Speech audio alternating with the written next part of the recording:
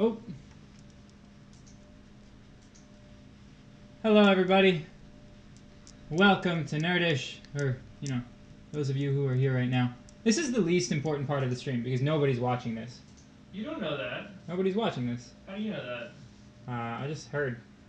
You heard? I heard. Where's our chat? Oh, yeah, I didn't set that up. Oh, jeez. Oh, jeez. Levi.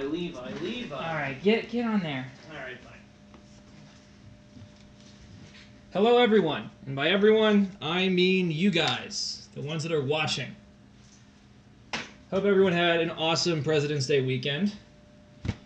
President's Day. Today's Monday. Yes, President's Day weekend. Hopefully you had Monday off of school. If not, tough luck. But you'll be off of school soon, because it'll be the weekend again. Always the weekend is coming up. Don't forget that. The weekend is always coming up. Levi, what's always coming up? The weekend. Exactly. The weekend. So today, I'm going to be going over unit analysis and conversion, and Levi will be going over graph analysis. Graph analysis for, specifically... Oh, this is important. Most important thing all day, specifically graph analysis for the SAT reading section. So it'll definitely help you on the science, but it's a little bit less in depth. It's just about reading tables and graphs without freaking out on the SAT. Absolutely. Yeah, no, absolutely. He's right. Okay, so we're doing unit stuff. Let's talk about units. Let's say I wanted to convert 12.3 feet into centimeters. Great. Now, you're going to need to know the conversion rate, which I'll tell you right now. And then we'll see how we actually use it. 1 inch is equal to 2.54 centimeters. So you might already have an idea how you might do this. You might say, okay, I probably want to convert this to inches first, and then I'll convert inches to centimeters. And the way I convert inches is I multiply by 12, and then I'm going to want to divide, or do I multiply by... You start getting into, like, do I divide or multiply? You might have a good idea of how to do it in just using your intuition, but I want to show you a way that you will always get the analysis of these units and their conversion right. Here's how it starts. You want to start with what you have, which is 12.3 feet. I'm going to put that right here. Oh, geez, that's not the best 2 I've ever made. It's like an upside down 5. Ugh, I don't like that at all. 12.3 feet. And we're going to put that over 1. The reason I'm putting that over 1 is because the way to convert units like this is with a lot of fraction multiplication. And we want to have this be a fraction, and right now it's not. So if you just put something over 1, it becomes a fraction. Fantastic. Here's what we're going to do. We want to multiply by a series of fractions. So something over something. So that the units that we do not want will cancel out, and the units that we do want will stick around, or they'll show up and they'll take the place of the units that we don't want. So, can we convert feet directly into centimeters? No. We don't have that conversion rate. What we have is we have inches to centimeters. So, one thing that you guys all should know is that there are 12 inches in a foot, so we're going to start with that. So, 12.3 feet, we want to convert to inches first, and then we'll use this conversion factor to get it into centimeters. So, here's how you do it. We have this conversion factor that 12 inches is equal to 1 foot, or 1 foot is equal to 12 inches. 2 different fractions here. One of them will be the right way to multiply this fraction by so that the feet cancel out. So just like numbers, units also cancel out. So if we have feet on the top, we want to have feet on the bottom here. So we want to use this one right here. We want to have 12 inches on top, and we want to have 1 foot on the bottom. That way, our feet are going to cancel out on the top and bottom, leaving us with inches. So if we just called it a day right here and we multiplied across, we would have inches because that's the only unit that's here. But we don't want to end with inches, we want to keep going. We want to turn this into centimeters. So we want to do the same thing here. We want inches to cancel out with inches, so we're going to put inches on the bottom. So we want to have 1 inch on the bottom, 2.54 centimeters on top. That way the inches will cancel out. Once you get to the unit that you want to end with, you're done. I mean, at least you don't need to keep writing out fractions. Now what we need to do is just multiply everything across. So on the bottoms we have 1 times 1 times 1, which is just 1 on the bottom, which I'll write for now, but it doesn't really matter. What we have here is 12.3 times 12 times 2.54. That is the important thing we have to multiply out. Times 12 times 2.54. So I'm going to grab the calculator. I've grabbed the calculator. I'm now going to punch this into the calculator. 12.3 times 12. Everyone grab your exit buddy. Do you have your exit buddy? Yes, I have my exit buddy. Hey, look at that! We got an answer. I mean, I always knew we would. It'd be weird if we didn't. Calculator's just like, this is the only math question you can't get an answer for. And this gives us 374.904 centimeters. Would you look at that? Would you look at that? That's unit conversion right there in a nutshell. Okay. We're gonna do another one. We're gonna do another one. You might say, "Wow, this is not as hard as I thought." And you're right. It's not as hard as you thought. You just need to line everything up correctly and watch your units, and then you're going to get the right answer. All right, let's get rid of this stuff right here. You post on Discord? I'm about to. Sweet. Sweet, sweet, sweet. We're streaming on everything, right? Yeah. Good. Sweet. Sweet, sweet, sweet. This is going so well so far. Okay. We're going to be converting a unit that has multiple units inside of it, which is, let's see. Want to do unit of density? Maybe. Now let's do speed. Unit of speed. Unit of speed. Levi. Yes. You used to run, right? Yes. Before the accident? Yes. What kind of speed did you run at? You ever get clocked? No. What kind of a speed does a good runner run at? Depends. How far are they running? Sprint. Okay. Well, I don't know. Let's say that. Okay. So Usain Bolt ran the 100 meters in 9.58 seconds. All right. 100 meters in 9.58 seconds. Yes. Okay. The first thing we're going to do is figure out what this is as a speed. Okay? So you have to remember this equation right here. Speed, or velocity, or rate, oftentimes in math it's better to use the word rate, is equal to distance over time. Distance over time. So, we have our distance. 100 meters divided by our time, 9.58 seconds. What we're going to get is meters per second. We have meters on the top, seconds on the bottom. So I'm going to go ahead and divide that. I guess this is my phone calculator. It's not as cool as the real calculator, but it's going to do the job. Okay, that's 10.438. 10.438. Okay, 10.43. God, this blue marker's so good. Meters per second. That's only part one. What I want to do is turn this into, let's go with miles per hour. Yeah, that's what we got. We want to go from meters per second, figure out what that is in miles per hour. So Usain Bolt, fastest man alive. Has this record been beaten by anyone? Usain Bolt? No? Okay. His name is so fortunate. It's fantastic. Usain Bolt. We're going to turn meters per second into miles per hour to see how fast this guy runs. So step one, we take what we have, we put it as a fraction. Right here. 10.438. Now be careful here. We have two units here, meters divided by seconds. So that actually will give us our denominator. We have meters on top, and we have 1 second. If it's per second, that means it's per 1 second. I want to make sure we know this is meters. Meters. All right.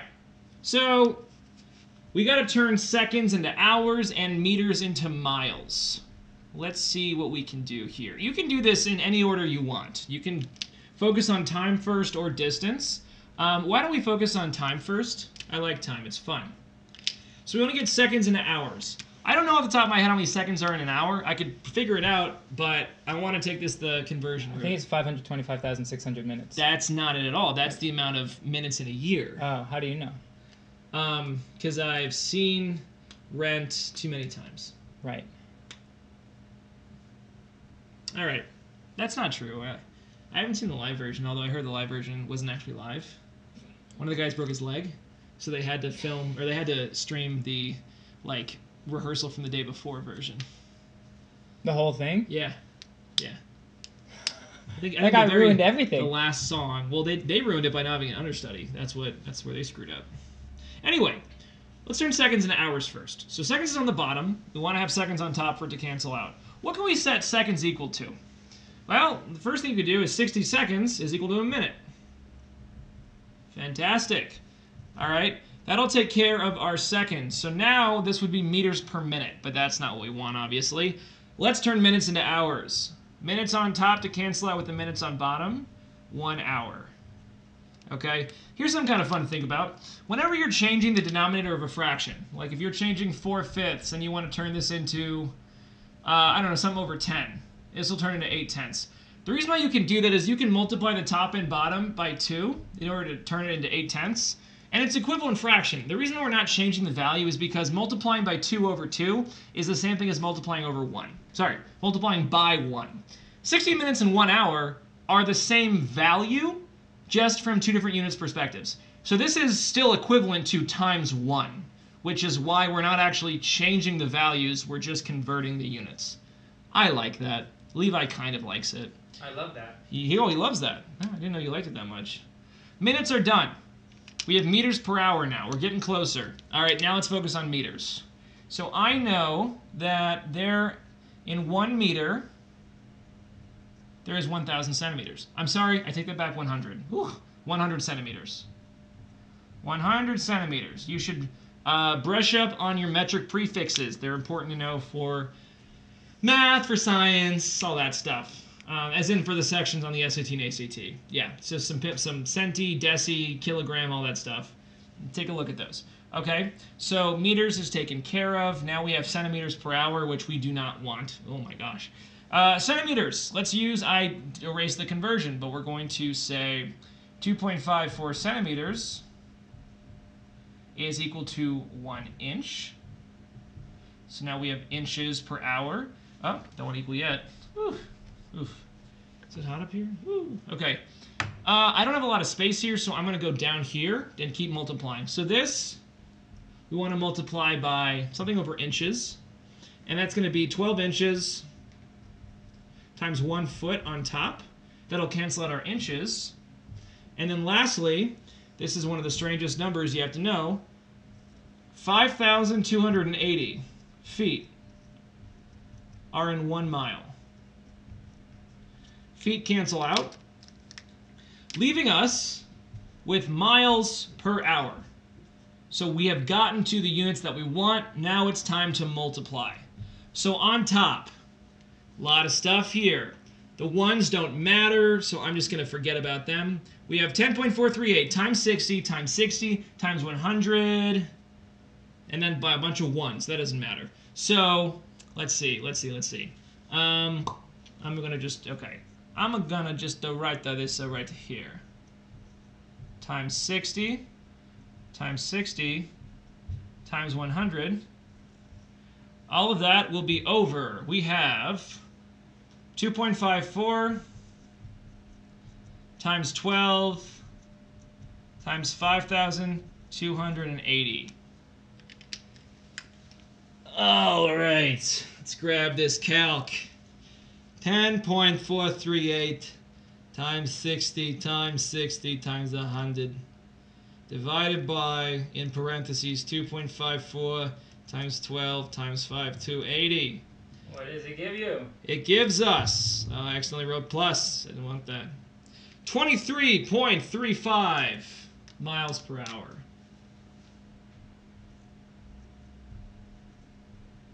Am I off the board? No, I'm not. That is fast for a human. That's extremely fast for a human. Wow.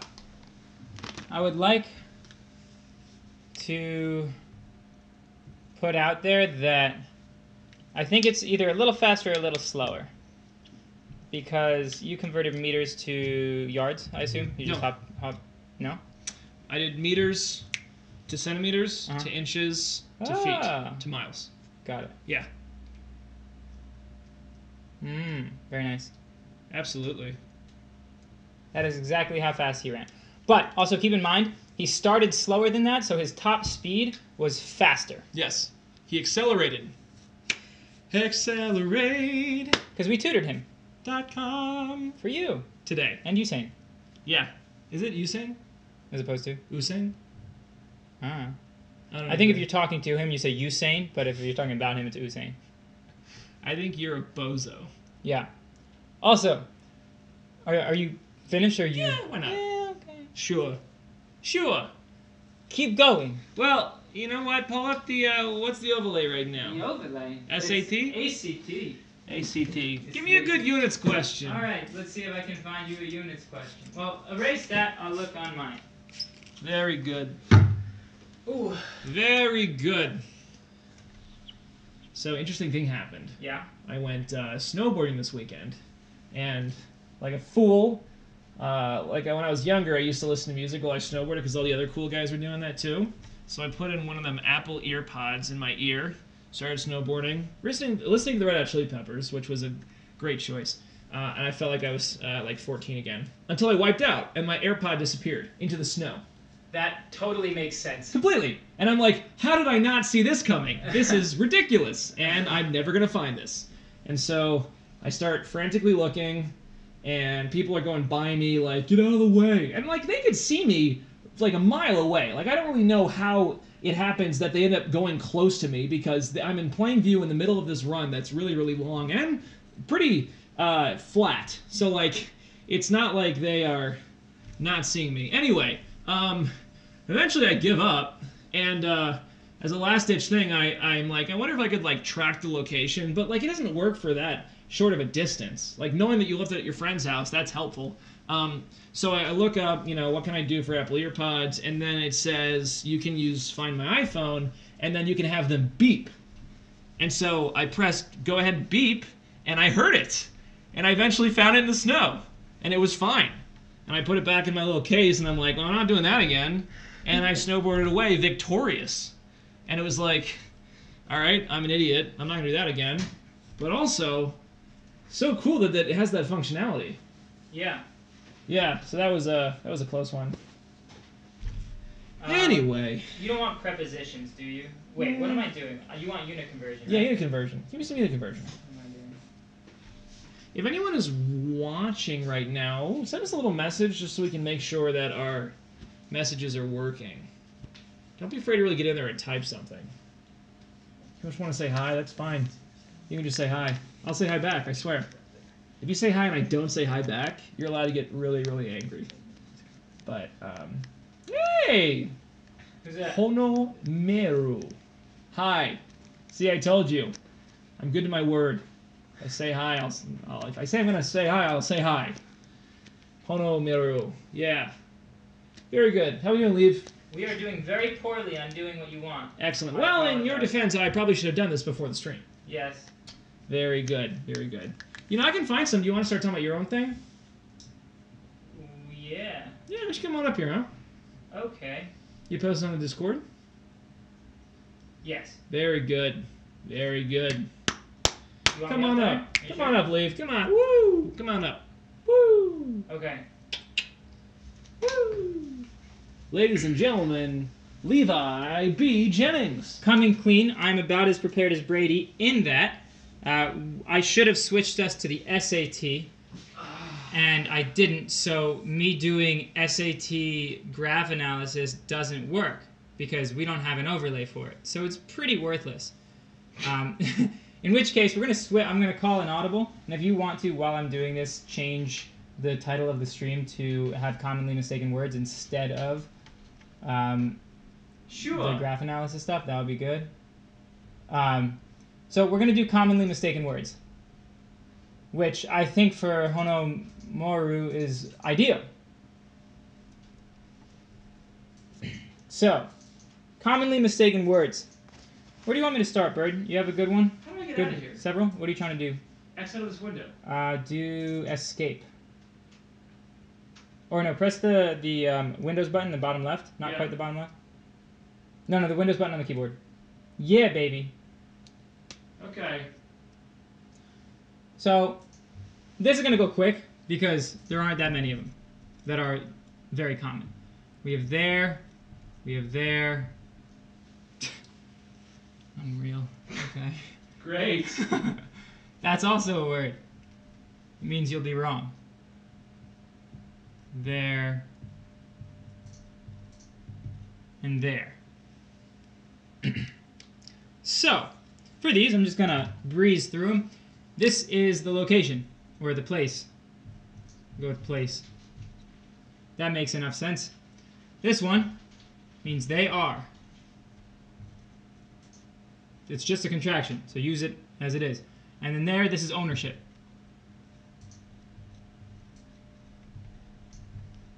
So that's those three. I don't think that's too tough. You have to memorize them. There, you can maybe think of some. This one is clear that it's they are because it's a contraction. I don't think that's too bad. You can just do the update all at the top, but this is cool too.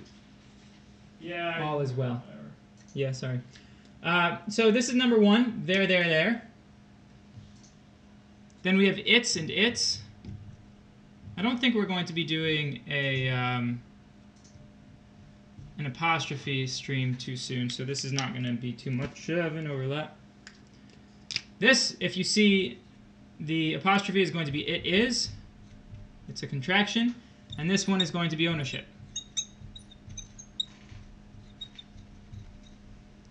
And Brady, Yes. you can remember that this one means ownership because it has an I in it. Wait a second. Does that help you? The other one has an I in it.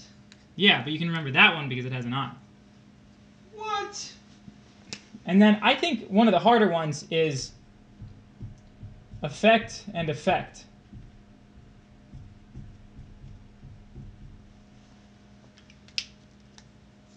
This is used as a verb. So this is a couple different things, but mainly it's the verb.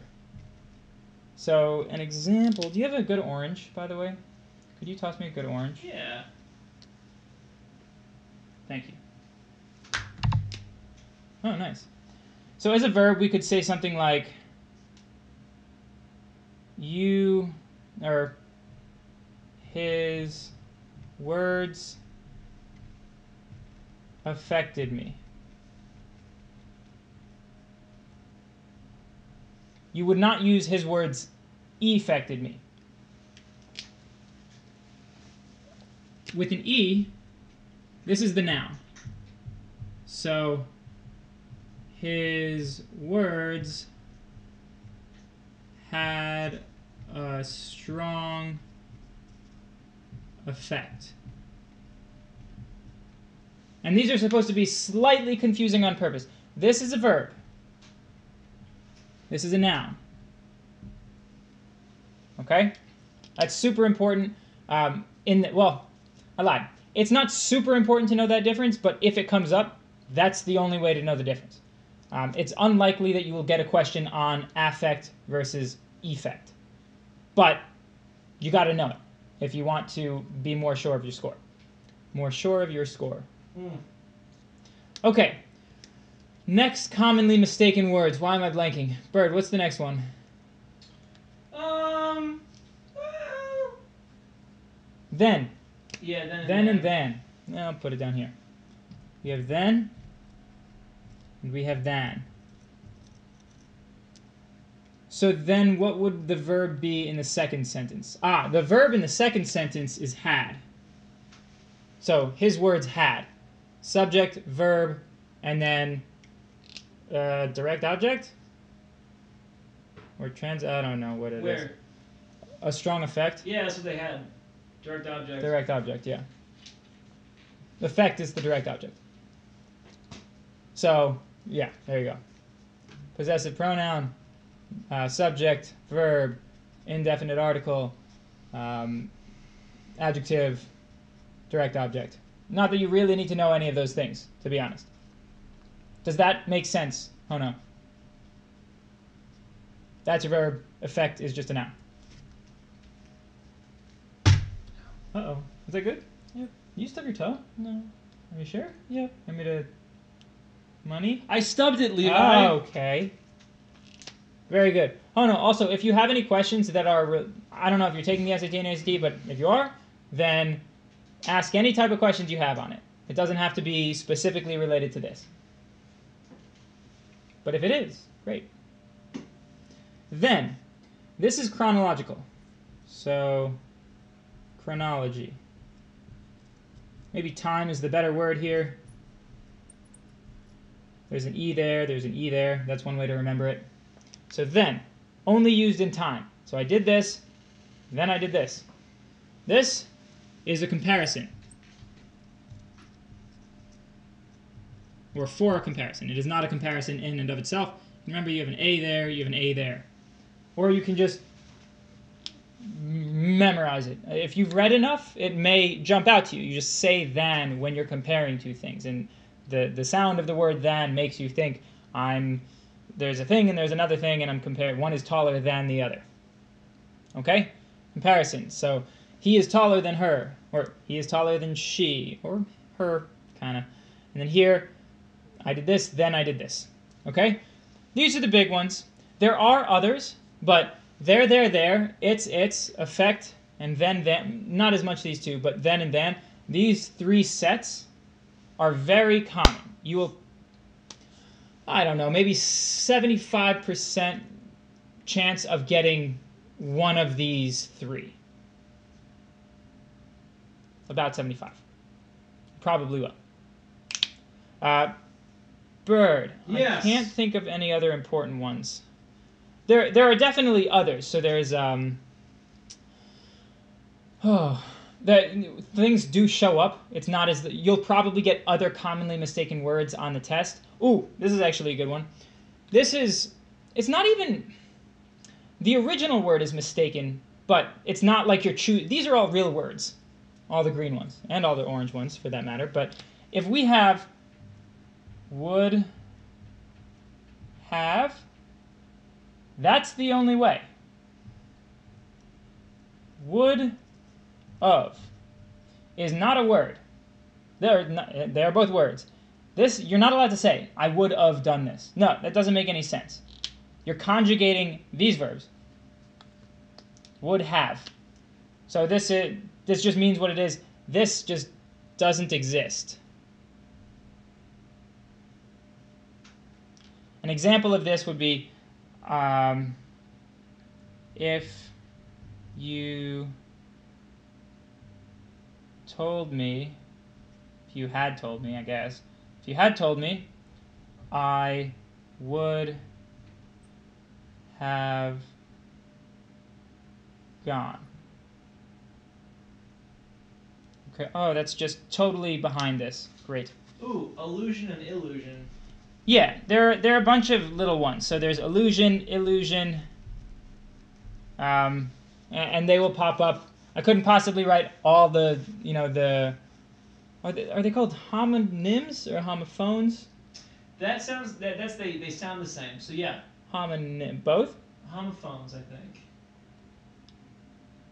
And homonym is when they have the same name, but it's the same word, but it means different things. Great question. I'm gonna look it up. Good. So a sentence with this would be, I would have gone if I had heard. And these four over here and many of the other ones, they're testing you on choosing between these real words and what's the best use. Here they're testing you based on the way we speak. They're checking, okay, do you know what you're actually saying when you talk? Because we hear people say, I would have gone, and it sounds like I would have gone. But that's not what it is. It's the contraction would apostrophe VE for would have, and that's, again, behind there. I'm still not used to this. So this is coming from would have, but it's not would of. Okay, so it's would have, I would have gone if I had heard. Questions on that, let me know. We'll talk about it. Oh, interesting. So a homonym. You want to come up here and talk about it? Sure. Homonym versus homophone. Yeah, here's what I figured out. Okay. A homonym are two words that are spelled the same, they're said the same, but they mean different things, such as, can I give you this can of beans? and can, same spelling, same sound, different word Homonym. meanings. Yes. Yes. Homophones sound the same, but have different meanings. Yeah. But they don't.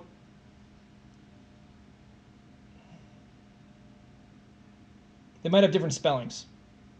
All homonyms are homophones, but not all homophones are homonyms. Got it. Homophones with different spellings are not homonyms. That's all it is. Got it. Got So it. they're very, very similar.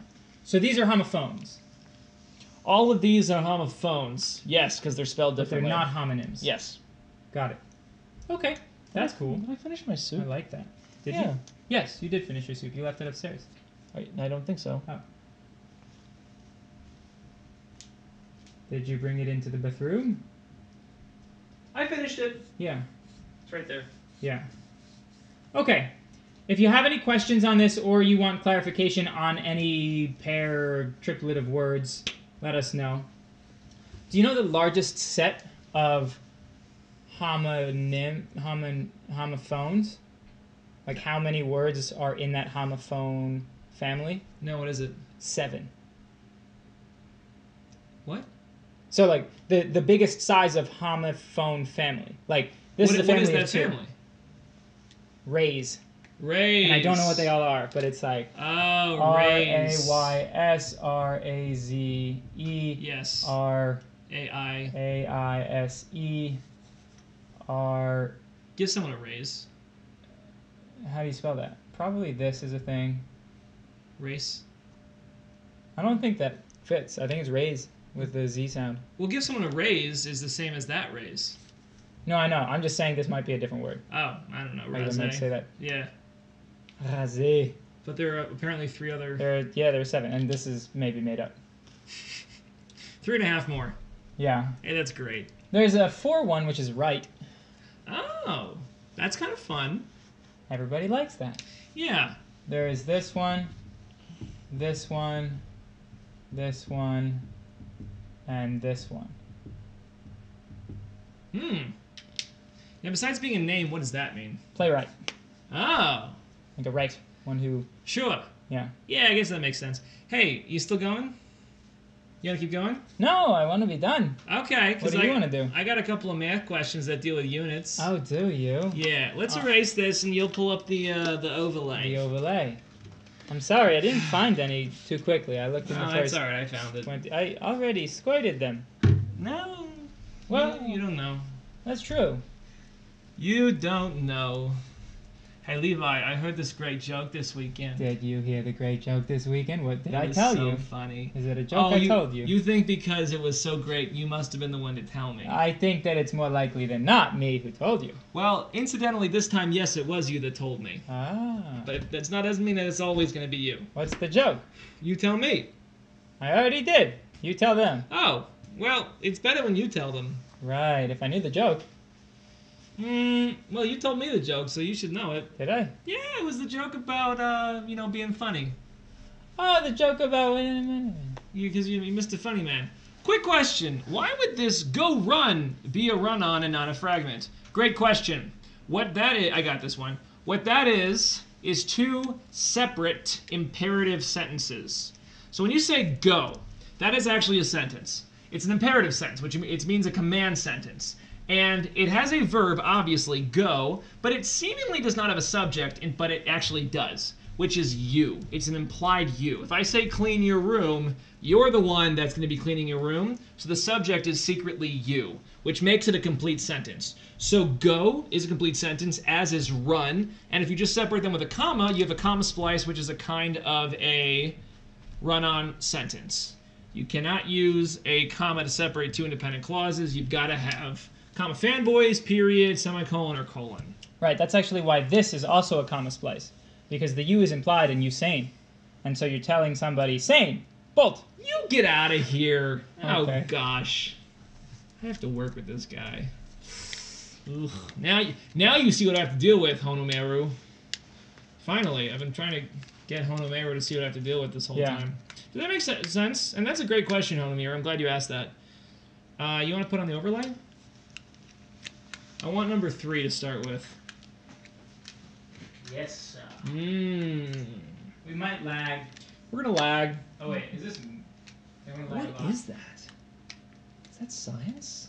What is that? 3, you said? 3. There we go. Great. Wait, is this gonna work? Nope. Nope. Okay. I'll just be over here. Can you make it full screen?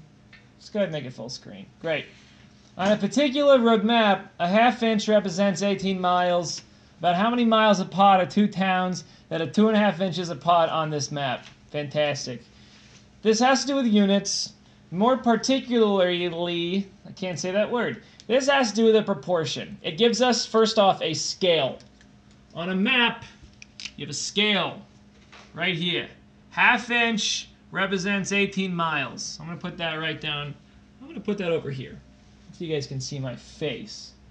So 1/2 inch, colon, 18 miles. That is our conversion rate. You can think of it like that. About how many miles apart are two towns that are 2.5 inches apart on this map? Great. So 2.5 inches are to what number of miles? X miles. Easiest way to do this would be a proportion.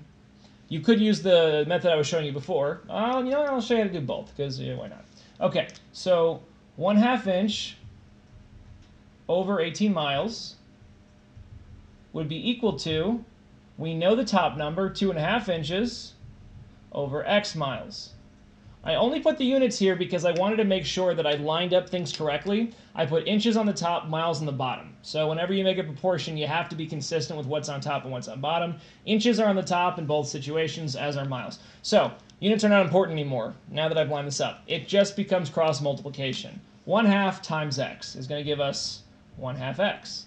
And that's going to be equal to 18 times 2.5, which would be, here we go, 36 plus 9, which is 45. So now, I just have to multiply both sides by 2 to get X by itself. So X will be equal to 9D. 9D, right there. Very fun. How else would I do this with the old conversion rate thing I showed you? It looks something like this. We start off with what we have, which is going to be 2.5 inches. So we have 2.5 inches over 1. We're going to multiply it by our conversion rate, that is our scale, where inches have to cancel out. So inches are going to be on the bottom. That's going to be 1/2 inch on the bottom, so 0.5 inch on the bottom, and 18 miles on top. Okay? Inches will cancel out. We have 2.5 times 18 divided by 0.5, which incidentally is the same thing that we did over here. We ended up taking 2.5 multiplied by 18, then multiplied by 2, which is the same thing as divided by 1/2. So you multiply across, and then across and across, and then you divide, and you get the same thing, which is 90 miles. Excellent. Levi? Yes. Take me to number 16. I will take you there.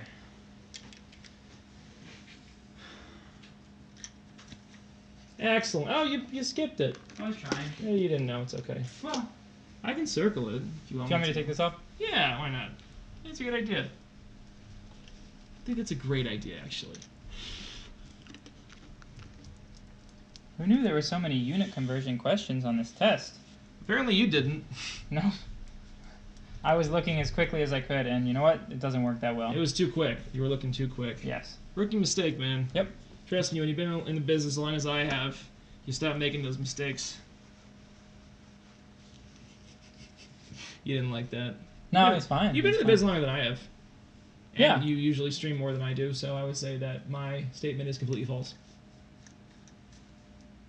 Feel better now? Yeah. Get out of here. Okay. Number 16. Car accelerated from 88 feet per second to 220 feet per second in exactly 3 seconds. Assuming the acceleration was constant, what was the car's acceleration in feet per second from 88 feet per second to 220 feet per second? All right. Acceleration can be kind of tricky. It does help if you have a little bit of background in physics, if you know exactly what they mean by acceleration. Acceleration is the rate of change of velocity. How fast is your velocity changing? Okay, so general formula for acceleration is delta V over delta T. Change in velocity divided by the change in time. Okay? Which is why you end up with a crazy unit that looks like this. So I'm doing number 16, by the way, if that wasn't totally clear. Whoa. In feet per second per second. Those are 2 per seconds. Feet per second is velocity, right? That's distance divided by time. If you're dividing it by yet another time, it turns into acceleration. How fast are you getting faster? Okay? Find the change in velocity divided by the change in time. That's what we have to do here. Okay? So our change in velocity, we start at 88, we end up at 220. So to find change, we start with the final and we minus the initial. 220. I gotta write better. That should be my goal here. Minus 88. And the change in time, it said that it took 3 seconds to do that. So we're going to eventually divide by 3. So 220 minus 88 is going to be 200 minus 68, which is going to be 140 minus 8, which is going to be 132. 132, we're going to divide that by 3. This will be fun. 132 divided by 3. Okay, so, times 40 would be 120, plus another 12. So 44. I think it's going to be 44. And 120 plus 12 is 132. Yes, 44. 44, okay? So think about how you get those units. Feet per second per second. You take a velocity, you divide it by another time. That's how you're going to get that. A lot of times in physics, they shorten that to feet per second squared. Because you're dividing by second per second, you're essentially multiplying those seconds together. So like feet per second, all of that per second. If you wanted to figure out what that would look like if you divide it out horizontally, which I like to do, you have feet per second. You're multiplying it by the reciprocal of this fraction, which would be times 1 over second. So you end up with feet over second squared. Same thing as feet per second per second. Fantastic. Oh man, we're all learning so much. Levi, 54 please. Yes. Just take me to 54 already. What time is it? What do you got here? 8:43. Fantastic. Love that time. Great time. Just two guys and we're having a good time. Having a good time. Actually, though. Yeah, jeez. Gross. Didn't do that. Please, ask us your questions. That's what we're here for. That's what you guys pay us for. Huh, that's a joke. Okay. Here we go. Yes. Yes. Let's get rid of all this. We don't want this. We're going to be doing number 54, one of my favorites. A dog eats 7 cans of dog food in 3 days. At this rate, how many cans of food does the dog eat in 3+ days? 3+ D days, not 3+ D days. Great. It's exciting. We have a rate. Let's start with that. You can think of this as a rate or a proportion. They're all kind of related anyway. We'll start with a rate. A dog eats 7 cans of food in 3 days. That is just like distance over time. You are kind of going a distance, which is a certain number of cans that you're eating. All right? So I'm going to have it over here. Our equation is rate equals distance over a time, a very important equation to have in your back pocket at all times. Okay? Let's figure out this rate. We have our distance, which is 7 cans, divided by our time, which is 3 days. This potato salad took us 3 days to make. 3 days! SpongeBob, Levi's here. He doesn't get it. Whatever. So our rate is going to be 7 divided by 3 cans per day. And 7 divided by 3 would be 2 1/3. 2.3 repeating cans every day. Every day. Great. Okay. Now, at this rate, how many cans does the dog eat in 3+ D days? Besides remembering this formula, you need to be able to manipulate it to find all the other variables here. Solve for all the other ones. For instance, D. How would you solve for D here? You got to get rid of this T. You got to multiply by T on both sides. So distance is rate times time. And then similarly, time, you solve for time, you divide by rate, is distance over rate. I don't know these ones off the top of my head, but I know this one. And I know if I need to find one of these two, I can just solve this one for one of those variables. So this one here, at this rate, how many cans of dog food does the dog eat in 3+ D days? What are they asking for and what do we have? We have a rate already. We know what rate the dog is eating at. we have an amount of time, 3 plus d days. We don't really know what d is, it's just a variable, but it is time, 3 plus d days. They want to know how many cans of dog food the dog's going to eat. That is a distance, all right? It's almost like asking how far will the car go in 3 days if it's going this speed. That is a distance. So we want to use this right here. Distance is rate times time, okay? So our mystery distance is going to be our rate, which we found, which was 2.3 repeating. Yeah, whatever. Cans per day. I'll just put that over here, cans per day. We're multiplying that by time, which is 3 plus d. 3 plus d, and then I'm going to put days in another color. And you'll see what's happening here. We have our units canceling out somewhat. Cans per day times days. The day here and the days here will cancel out, leaving us with cans. That's why rate times time gives you a distance in the first place, is the times are going to cancel each other out. So we just have to multiply this. Okay, so 2 1/3 times 3 plus 2 1/3 times d. This is just a distribution problem at this point. So we have 2.3 repeating times 3 plus d. All right, so 2.3 repeating times 3 will give us 7. And then 2.3 repeating times d will give us 2.3 repeating times d. Jeez, I don't write that well. Let's actually focus here. Come on. 7 plus 2.3 repeating times d. There, that's somewhat better. So here we go, here we go, here we go. That's going to be, we were doing 54, by the way. I should probably circle those. That's going to be k. 2.33 repeating, remember, was 7 over 3. That's what we have down here, 7 plus that. Excellent. You guys are doing great. I mean, no questions. It means you guys are understanding all of this, which is great. That's about it for unit questions on the ACT that's attached to our little page right below the player. Levi, what's next? I think we're good. We can just kind of hang out and answer questions. Oh, that's kind of fun. Yeah.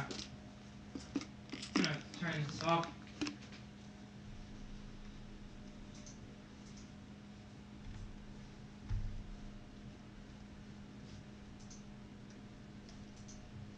So yes, we are now here for your questions. Please let us know. We have a Discord. Levi, let's talk about our sponsor. Oh, yeah. Come on up here, huh?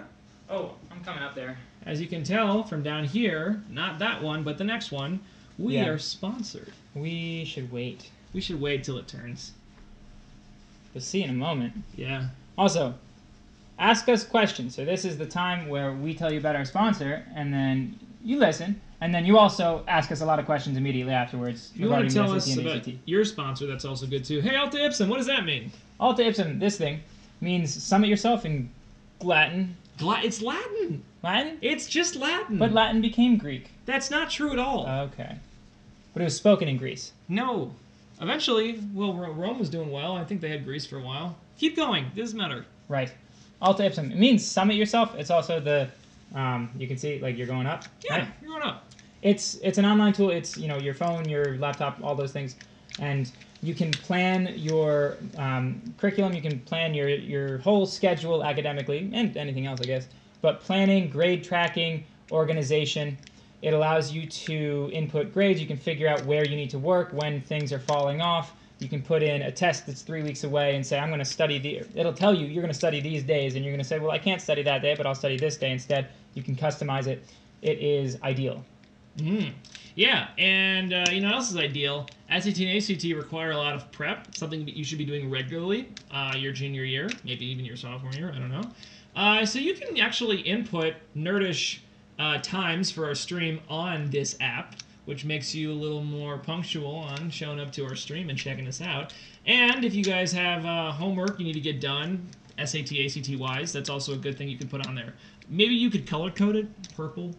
We kind of like the purple. These shirts aren't actually purple, but they look purple, so we're going to stick with that. And lastly, Alta Ipsum is free for your first month, so you have literally zero to lose just by checking it out. Yeah. Just check it out. Just check it out. Do yourself a fave. Or what? Or else. Oh, that doesn't Do sound yourself good. a favor, else. I'll do you a favor. You know, yeah. Your kneecaps. Bust them in. Make you look like a dog. The kneecaps go in the wrong way. The dog's kneecaps go the wrong way? Well, they don't have kneecaps, so there's that. Oh. Whew. Who took dog's kneecaps? Cat? Cats? I guess that makes sense. Uh, Actually, there was a kid we used to play stickball with named Kneecaps in the vacant lot growing up in the 20s. yeah? Yeah, Yeah? Kneecaps. Yeah, his dad ran the, I don't know, like the The local beauty mart. yeah, whatever they had in the 20s. Beauty marts. The beauty marts. Where they sold the little caps for the short-haired ladies. Yeah, exactly. Yeah, that's all they sold. Kneecaps would show up. His dad would have to have him work lots of hours because he's got to put time into the shop. He'd show up all sweaty but ready to play stickball in the vacant lot. He'd be like, "Oh no, here comes old Kneecaps," and he'd show up, and he just let it fly, and he could not hit the ball ever. No. I remember. He was going blind from all the work he did at the beauty mart. Yes, A lot of chemicals. lots of chemicals. Ah! What's that? Oh gosh. Is that time? Well, it is for me. It's about time. I have a child. You know what's going to be pretty miserable? Is if nobody's asking questions. You don't need to stay on Get until out of here. 9:30. That's true. See what happens at 9. Yeah, yeah, okay. I'll do a problem. Can you pull up the overlay? Just give me a math problem. I'll do it. Sure. Don't think I won't do it. I will do it. I know you would. And then ask your questions. If you don't have any questions, I'm going to hop off. They can be, since Brady's leaving, What? SAT, ACT. Go, keep going. Keep going. Oh, wait, no, sorry. I thought that was earlier in the math. Yeah, I like this one. Yeah, 56 maybe? Ugh. Maybe not 56 then. Wait, that's terrible. Well, you got the question, then you got the picture. But I mean, you have to have me doing this. What's the question? It's just what fraction is A? Yeah. Okay. I'll just draw the whole thing. You can take it off. All right. So you want me to leave it like this? No, just take the whole thing off. Oh. Get rid of it completely? Yep. I like drawing. Do you know what all the sides are and all that? Yeah.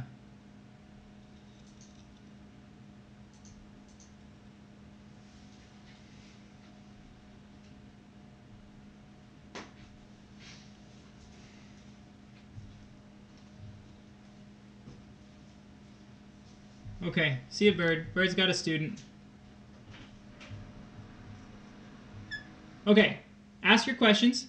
In the meantime, I'll do this. If there are no questions, once I'm done going through this problem, then I think it's going to be pretty excruciatingly, uncomfortably excruciating if I'm just here alone with no questions, which is fine. If you have no questions, cool. We have this big square. Yeah. And we're told that this is a third. So all of these things that look sort of even are sort of even. So this is 1/3, and this is 1/3, and this is 1/3. And this is a quarter of this distance, so quarter, quarter, quarter, quarter, third, third, third, half, half. Okay, so it looks like it is. If that makes sense. And the question is, what fraction of the whole square is taken up by A? I hope that makes sense. So if you're just looking at this piece, it's going to be half, right? But obviously you have this A and this A and this A, so we have to figure that out. And I actually started us off here. If we have this being a third, then A is going to be half of a third. And we know that of means multiply. So if this is 1/2 of 1/3 of the whole, I'm going to go backwards. This will be 1/2 times 1/3. That is the area taken up by this big A here. This middle-sized A will be 1/3 of 1/3. So that will lead us to 1/3 times 1/3. Same thing here. This will be a quarter of 1/3. And that'll be 1/4 times 1/3. Now, we have to multiply these out. I'm sorry for going the wrong direction. That was silly of me. But it allows me to kind of move this way as we go. 1/3 or 1/2 times 1/3 is 1/6. Third times a third is 1/9. Fourth times a third is 1/12. Now let's find the least common denominator here, which is going to be so I have this expression. It's asking for the coefficient of the linear term. How do I know which is that? Okay, so the linear term. This is my guess. When you are graphing things, the linear term. So a linear function is something like this. F of x equals 2x plus 3. And this is what makes it linear. Yeah, that's what makes it linear. Because if you had f of x equals just 3 here, right? Oh, that's bad. Why do I have these? If this is just f of x equals 3, that's the same thing as saying y equals 3. Right, and let's see, do you have the original? You don't have the full equation, but my guess is it's just going to be this term here. So the x term, not the x squared, not the x cubed, and not the constant term, which in your case is a 2, Hanomaru. It'll be the 2x, because that is the thing when you're graphing. This, if you graph it, is just going to be on the number line, right, on y, and it'll be 3. That's what this is. This one is going to be on the plane, and it'll be that. So the term that makes it a line, because it asks for the linear term, is going to be that. That's my best guess. I have never seen a question like that on the SAT or ACT, which is why I'm not entirely sure. But I would say your linear term, in your case, is negative 17x. More questions? Keep them coming. 1/6 plus 1/9. And now we're adding these together, because if this is 1/6 here, and this is 1/9 here, and this is 1/12 here, then we need to add them together to get the A's portion of the total. So 1/6, let's just add these like that. We're going to get, this is the same thing, least common denominator, or sorry, we need to find a common denominator, which means finding the least common multiple of all of these, which looks like it's going to, it's not 24, bummer. 36 looks like it'll be good. So 1/6 is 6 out of 36. And then 1/9 is 4 out of 36. And 1/12 is 3 out of 36. Is that the least common in 12? Yeah. Okay. So now we're going to have 13 out of 36. And that is the portion of this square taken up by A boxes. So if you have any questions on that, Hono, if you have any follow-up questions on your questions or follow-up questions on my answer to your questions and things like that, please let me know. Otherwise, I'm going to erase this, and then seems like everybody's kind of just chilling tonight, which is fine.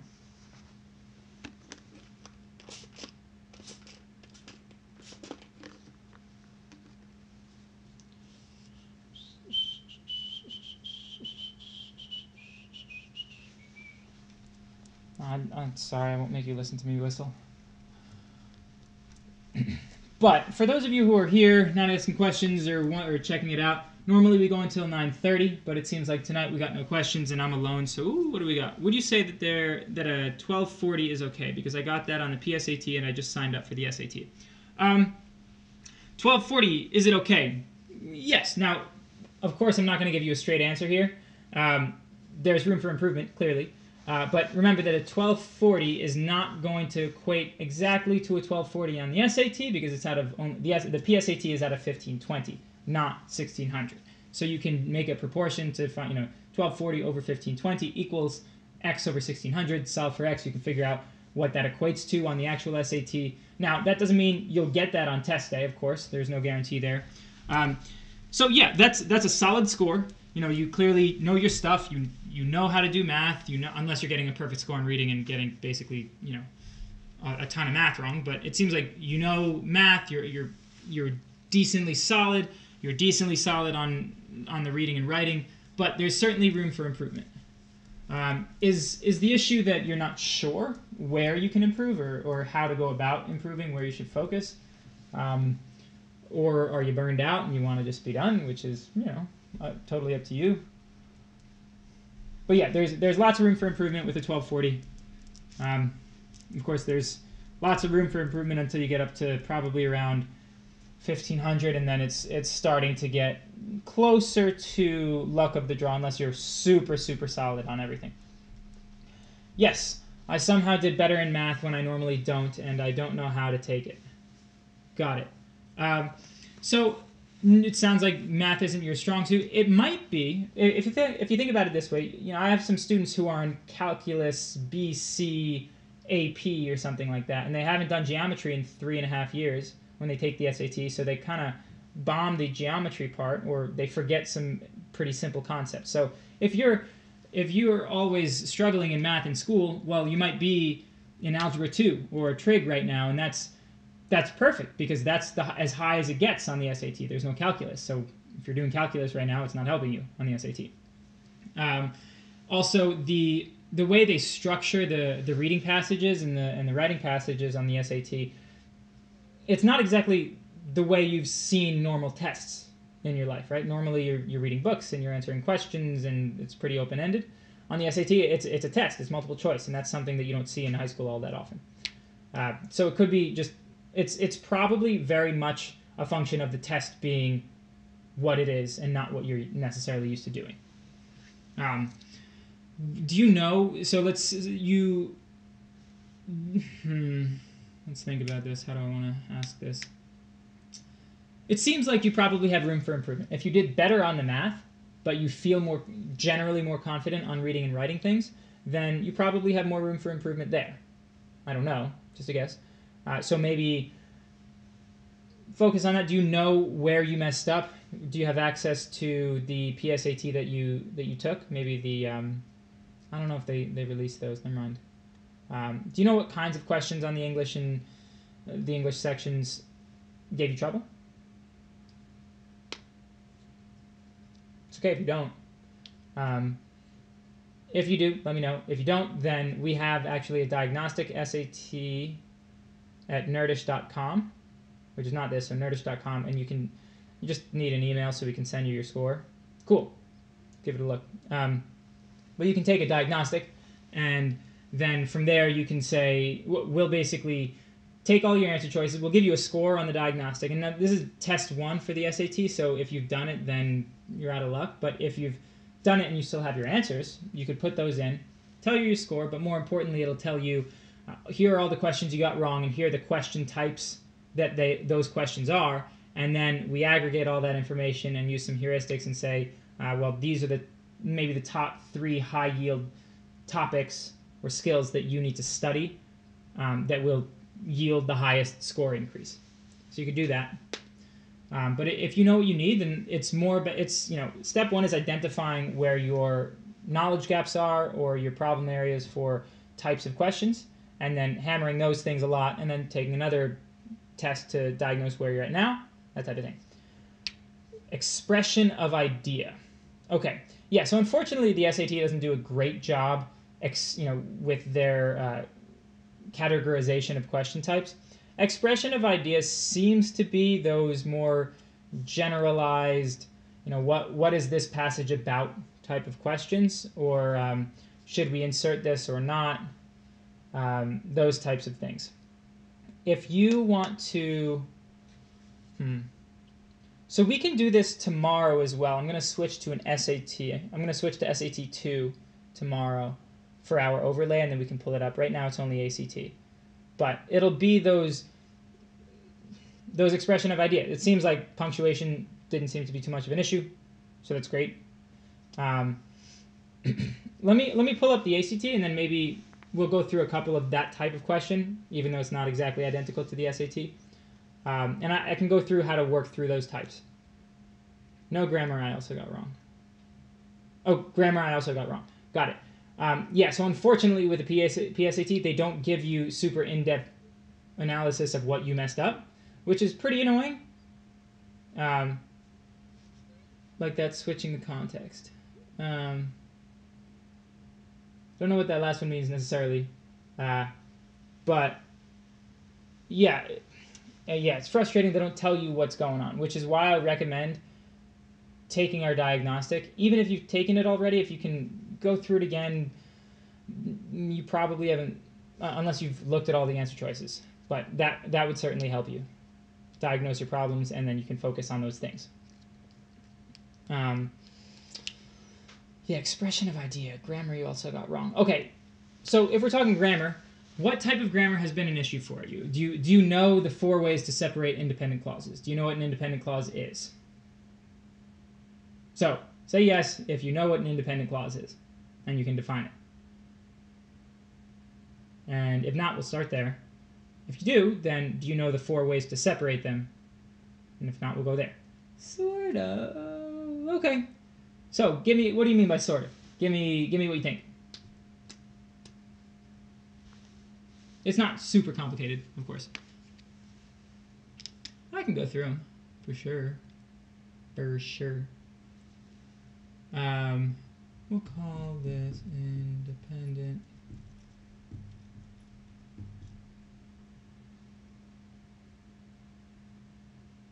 Got it. Okay. So this is going to be the subject and verb.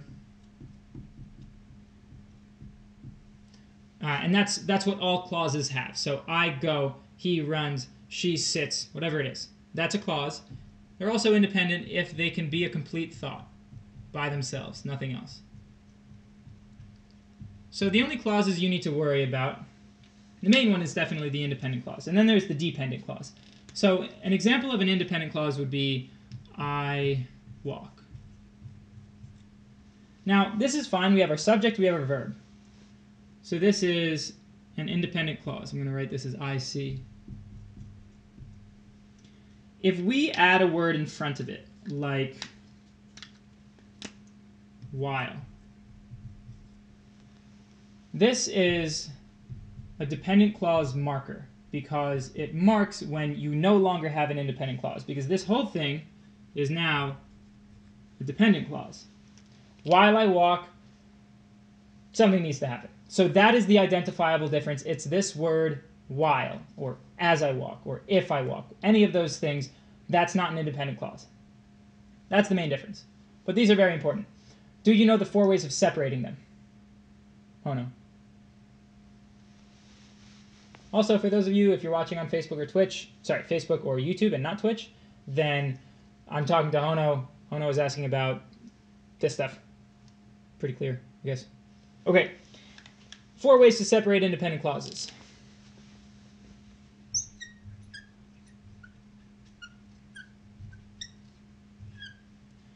The first way, so some of this is super easy, as in the first one is an independent clause, period, to separate these two.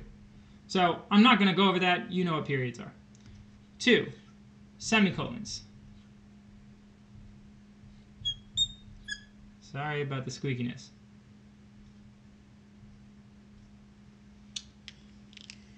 I'm going to have to switch to another color.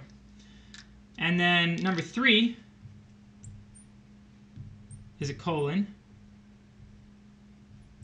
You can do that as well. Number 4 is comma fanboys. Please stop me if you know what comma fanboys are. But this is comma for and nor but or yet so. Okay? For and nor but or yet so. Oh, that's kind of cut off, isn't it?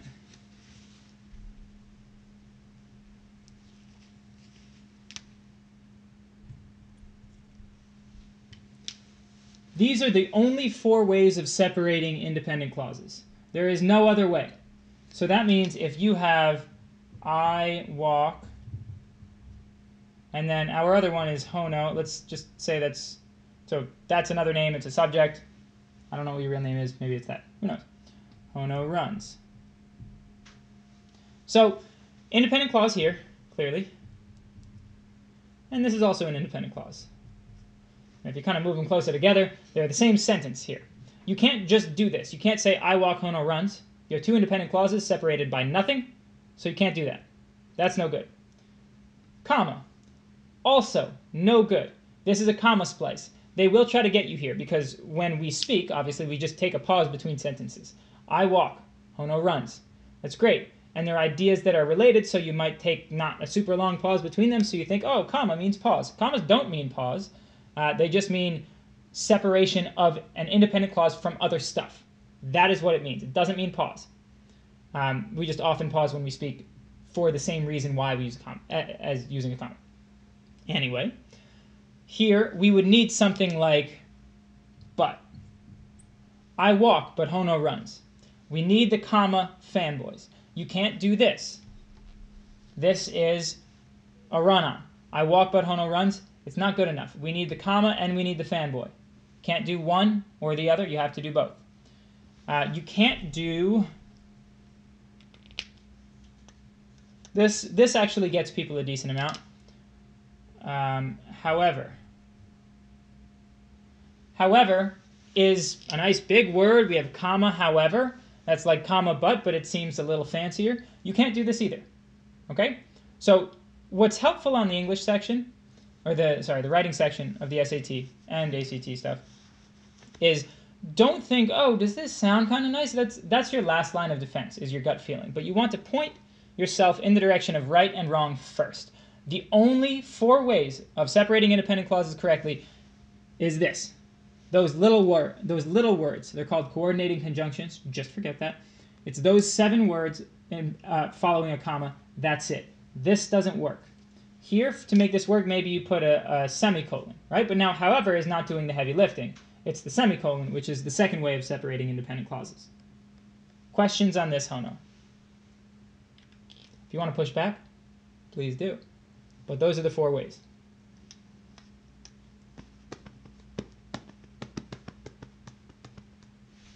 And then, cool. Okay, so those are the 4 ways. Do you know the 4 uses of commas? Because that's often a doozy. There are 4 major uses of commas on the test. There's some other stuff, but you can get away with not knowing any of them, really. 4 ones that I teach. Yes, you do. What are they? List them for me.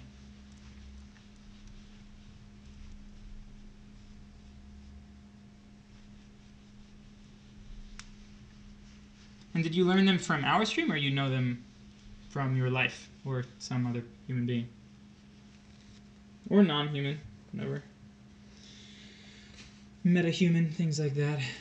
Yeah, what are the 4 uses of commas? If you can prove it, I won't do it. Well, if you really don't want to know and you can't prove it, then that's cool too. Ugh. Board is getting a little gnarly.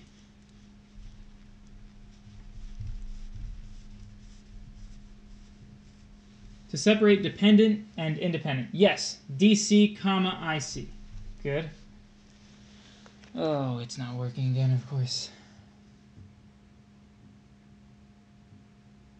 And lists. Good. So those are 2.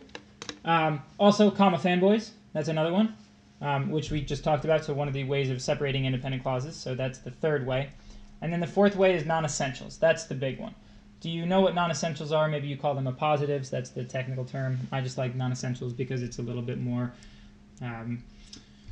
self-explanatory. Because we can talk about non-essential stuff if you'd like. Because it gets a little messy, and it's super helpful to know them. I might just bring my laptop here because it'll work better than this chat thing we got going.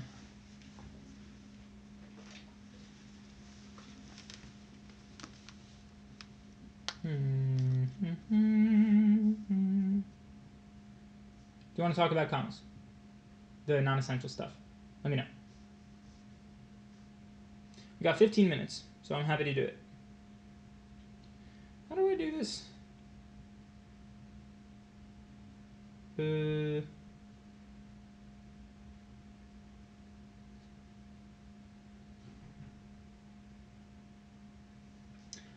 How do I know when commas create a run-on? Got it.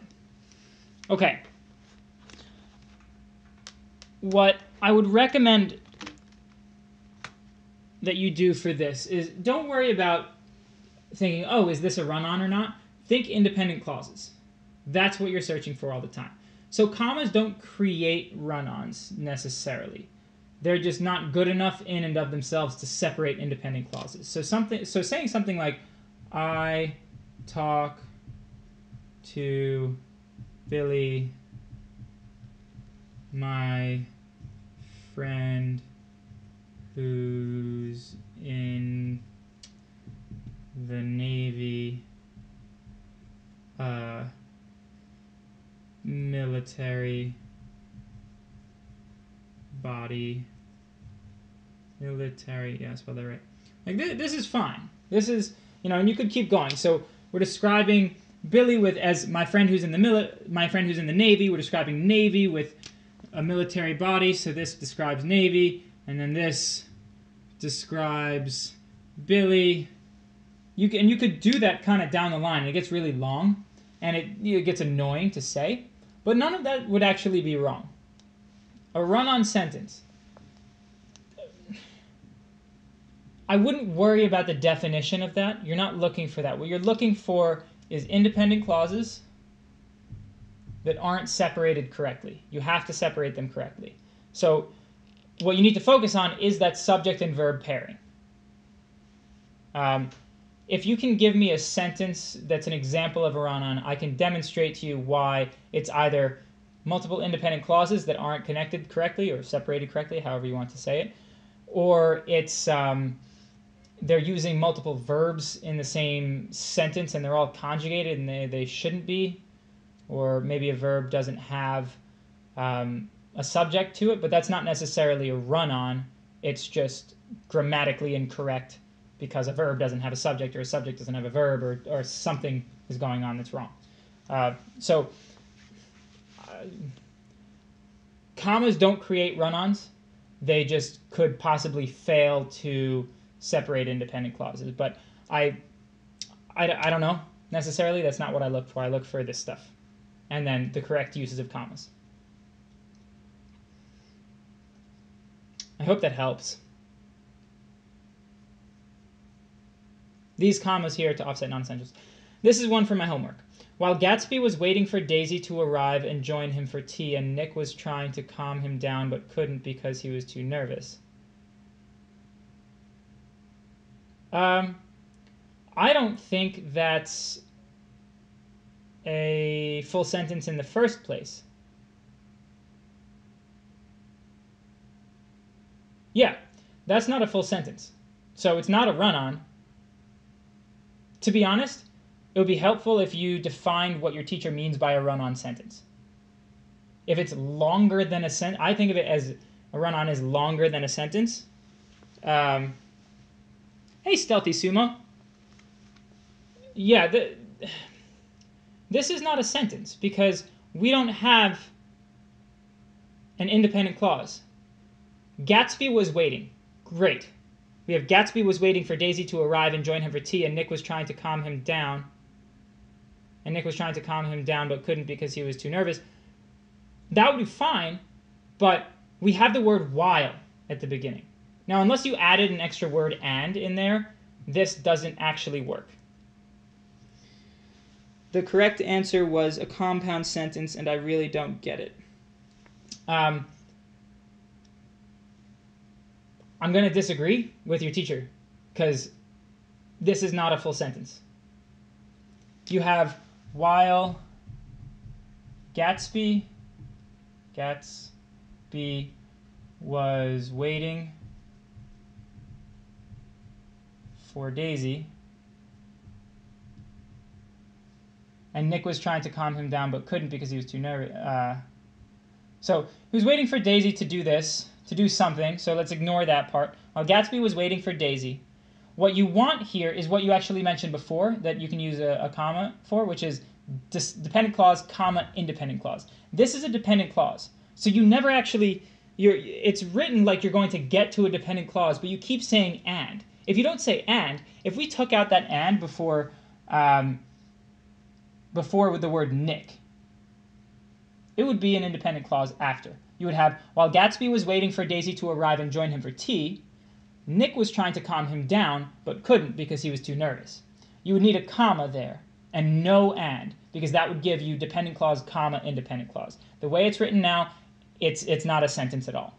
It's not a compound sentence because a compound sentence would require 2 independent clauses, and you don't have that. You don't even have one. Where have I put this? So, I'm sorry I couldn't help explain why your teacher said what they said, because I don't think it's correct. Yeah, my apologies. While Gatsby was waiting for Daisy, Nick was trying to calm him down. You're basically stuck, the way it's written, in your dependent clause, and it's basically a compound dependent clause, where you're saying, while Gatsby was doing this, and Nick was doing this, something else still needs to be the kernel of the sentence, and you don't have one. Am I just talking to myself now? Does that make sense, or do you disagree with me? Or was that written incorrectly? My guess is maybe you copied and pasted it, so probably not. But, yeah, let me know. I cannot explain why that would be a compound sentence.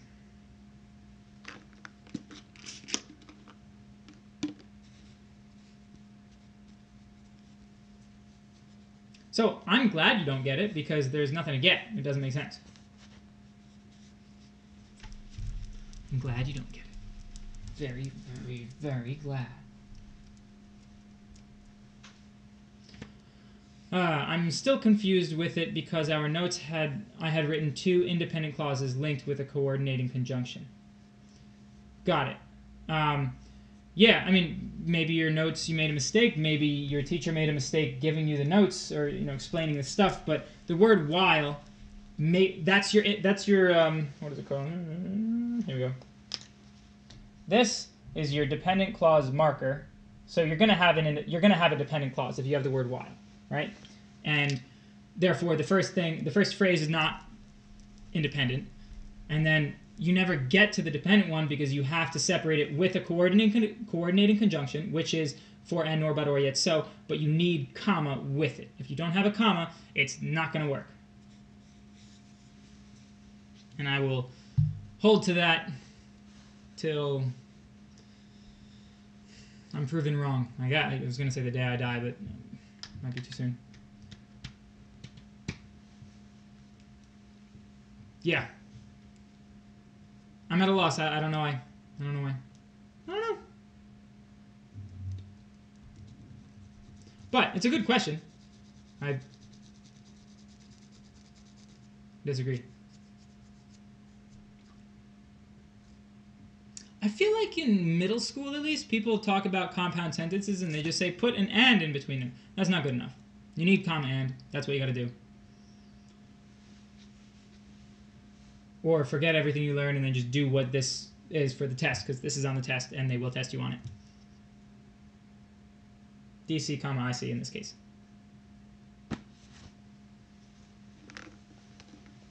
Okay, if you have any other questions, let me know. Otherwise, I'm going to erase this and kind of sign off, but I'm not pushing to sign off. I'm pushing for questions. If there are no questions, then I cannot feed. And I'll have to go get nourishment elsewhere.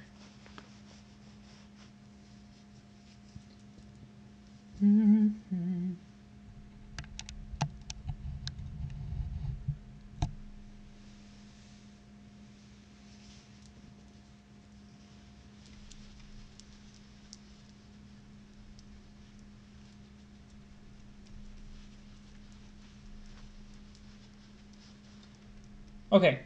I am going to sign off, but if you have any more questions, we'll be back Tuesday night and Wednesday night and Thursday night. So 8:30 to 9:30 p.m. Eastern Time, Eastern Standard Time, whatever. and we can talk then. You can put your questions in the Discord if you haven't asked. Hana, it seems like you're new. I think you're new. So follow the Discord link down below, or just do !Discord. Follow that link. Join our Discord. We have a channel for stream questions, and you can copy and paste, screenshots of SAT questions you're working on, things like that. So you don't have to rewrite them or explain them or anything. You just post a picture there. But otherwise, have a good night. Thanks for tuning in, and we'll see you tomorrow. Night.